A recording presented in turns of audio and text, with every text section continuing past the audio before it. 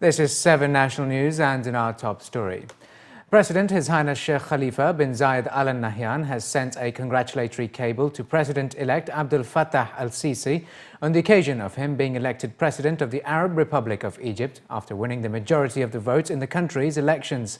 According to a report by Emirates news agency WAM, in his cable, the President stressed the depth of historical and brotherly ties that combine the two countries and people, emphasizing the UAE's desire to move forward in all ways that strengthen the close ties and promote sincere cooperation between the two countries.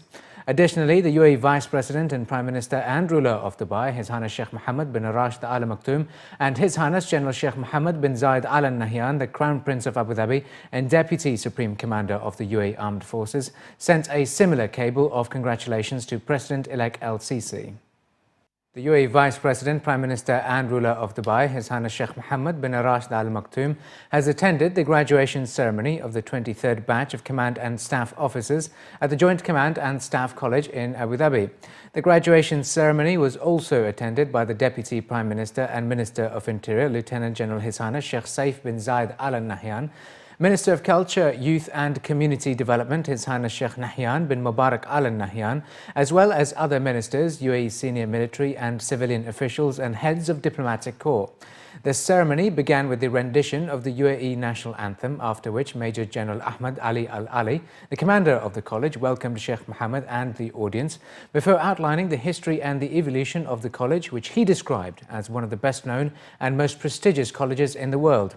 Following Al-Ali's speech, the ruler of Dubai distributed awards and certificates to the 128 graduates, 13 of whom come from sisterly and friendly countries, congratulating them on their success and the pursuit of excellence in serving the armed forces. At the close of the ceremony, Sheikh Mohammed, alongside Deputy Prime Minister and Minister of Interior, Lieutenant General His Highness Sheikh Saif bin Zayed Al Nahyan, received ambassadors and military attachés to the UAE and a number of military officers from friendly countries who congratulated His Highness on the scientific and military standards the Joint Command and Staff College has reached. And the Umar bin Al-Khattab Model School held its graduation ceremony last night under the patronage of His Highness Sheikh Saeed bin Hamdan Al Maktoum. This was the school's 4th graduation event and saw 1 class in the science section and 2 in the literary section graduating at the ceremony, which was also attended by His Highness, as well as a large number of parents, teachers, school principals and other dignitaries. The ceremony saw various teachers, supervisors and social workers from the school honoured with a graduation speech read by one of the graduating students of the schools, Khalid Musab. Those in attendance were also treated to poetry readings by students as well as excerpts from the Holy Quran. Commenting on the graduating class, Ahmad Darbas, the head of the English department at the school, stated that the graduating students have distinguished themselves and were well prepared for their future endeavours. My future plan, going to college, get a scholarship if I can, finish college, graduate from it, continue my higher educational and become one of the best students in the world. That is my goal. Actually, I'm so happy today to have been graduated, and this means a lot to me, being graduating from high school and planning my future and having a great life, inshallah. I'm so happy today. I want to develop the UAE and I want to be a mechanical engineer.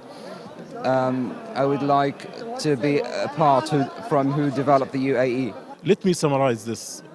In fact, teachers and parents have grown together, and today they are picking the ripe fruit. If you ask a farmer about his happiest moment, he's going to tell you it's the harvest time. And I think it's the harvest time for both teachers and parents. So this is a very, very happy moment for us. Across Dubai, environment-related events and activities are being held in a lead-up to the observance of the World Environment Day tomorrow, the 5th of June. Among these is the Emirates Environmental Group, or EEG's 17th annual awarding ceremony. Habiba Al-Marashi, co-founder and chairperson of Emirates Environmental Group, says it is important to recognize and motivate the local efforts towards preserving our environment and honor the schools, businesses and individuals that have participated in their annual campaigns for environmental protection.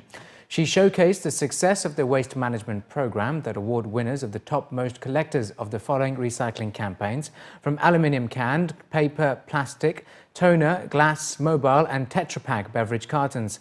Participating schools also showcased their creativity in the wide range of products created by the students using recycled waste materials. All these efforts, says Al-Marashi, aim to better the future and celebrate the Environment Day, which runs under the theme, Raise Your Voice, Not the Sea Level. The message this year that United Nations Environment Programme is sending out is raise your voice, not the level of the sea. And that's what we want to see. Our voices here are positive, that we, as the people of the UAE, are responsible. We have a responsibility and we are doing something about it. We are not just talking, we are actioning it. And I would like to say that this is a very historic month, actually, because in the next 2 weeks, leaders of the world will be meeting in Nairobi to vote and finalize and bring a new body into being. And the United Nations Environment Programme will be elevated from a program to an assembly, which will be the body that has got the authority on issues of environment all over the world. And I hope that not only the governments, but particularly the private sector really rallies behind this new body and ensures that it is effective in changing the environment from a negative to a positive. So whatever action we can do positively in any place, in any corner of the world, will have a positive impact. And that is what we are showing on the ground from the United Arab Emirates, that this is the work of the people in the United Arab Emirates who have effectively contributed to the mitigation of CO2 emissions in the environment.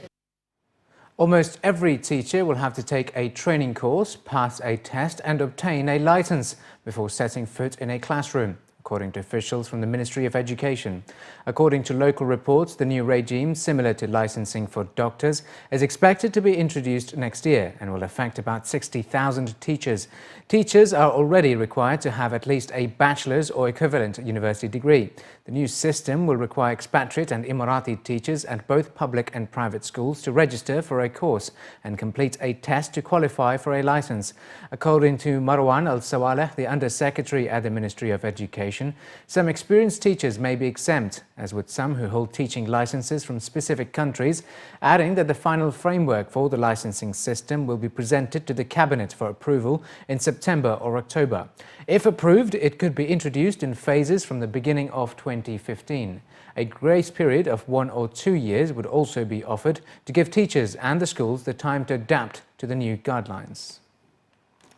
The Ministry of Labour has said that the midday break in the UAE will be enforced from June 15 for 3 months, preventing labourers from carrying out any sort of work under direct sunlight between 12:30 and 3 p.m. until September 15.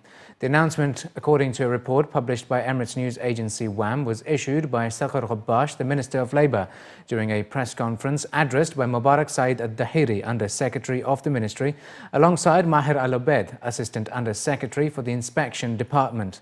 The regulations set out by the Ministry urge business owners to provide shaded areas for workers during their break period and to completely cease work. The decision also directs owners to adapt the 8-hour daily work schedule and compensate labourers working overtime according to the provisions of Federal Law No. 8 of 1980. The Under-Secretary at the Ministry warned that violators will be fined 15,000 dirhams if found forcing labourers, regardless of their profession, to work under direct sunlight. However, the Minister noted some exceptions that require continuation of work during those periods for technical reasons. Meanwhile, the Ministry has announced that it will double inspection visits to establishments and companies during the midday break period. And finally, in the bulletin, the urgent call to action in the UAE for everyone to act on increasing environmental issues were underlined further today at the Dubai Electricity and Water Authority's Sustainable Building. In keeping with the celebration of the World Environment Day tomorrow, DEWA has organised a unique opportunity for the public and private sector to learn from Robert Swan, officer of the British Empire. During his talk, he highlighted the effects of climate change and global warming. Through his experiences as a polar explorer and environment leader, he urged everyone to do their share in saving the planet and emphasized the important role of business industries in environment protection and conservation. He highlighted the importance of honesty, trust, humor, efficiency and diversity in achieving success in making a difference and addressing the effects of climate change. He also shared his brief stopover to Dubai, wherein he met the UAE's Green Sheikh, His Highness Abdulaziz Al Nuaimi, which started a rise in the number of Emirati youth, particularly females, becoming more involved in Swan's projects. There are many issues that face our survival on Earth. You know, the planet will look after itself. It has done for a really long time. It's to do with our survival. And there are some great examples that we can do something about it. And the hole in the ozone is one of those, where there was 25 years ago a huge threat with ozone depletion. Governments got together, they signed a treaty, the hole in the ozone is stabilizing. And it's the same for climate change. People are starting to realize that this is a huge issue, and the response to that issue has got to come from governments, and it's also got to come from industry and business who service people. So a lot of this has to do with what people think and what customers require. And if customers feel that they need to make some changes, companies will adapt to that. He said engaging the youth, raising their awareness and getting them involved will help in making a difference. 17-year-old Emirati Saima Al-Mudarrab is among those who recently came back from the trip to the Antarctic. Her life-changing trip, she says, has opened her eyes further to her own role in saving the planet. This opportunity was brought on firstly from my mom, and so she encouraged me to go, and at first I was hesitant, but then I realized that this is my chance to have my voice heard in the environmental aspect of my life. And well, it took a lot of preparation and it took a lot of hard work, but we got there, and once we did, we saw the beauty of an untouched place, which is Antarctica. One of my missions is to inspire the youth and get them to think that now is the time for change, and that now we should start making changes in the way that we live. Simple things like turning off the lights as soon as we leave the room. And that can make bigger changes in the future. In this world of over-communication, young people feel quite confused often with all this stuff coming in from different angles. I think it's important to have positive and inspirational stories. So I'm going back to the South Pole to make a return journey from the South Pole, 30 years on since when we made that first journey, but this time only on renewable energy for our survival.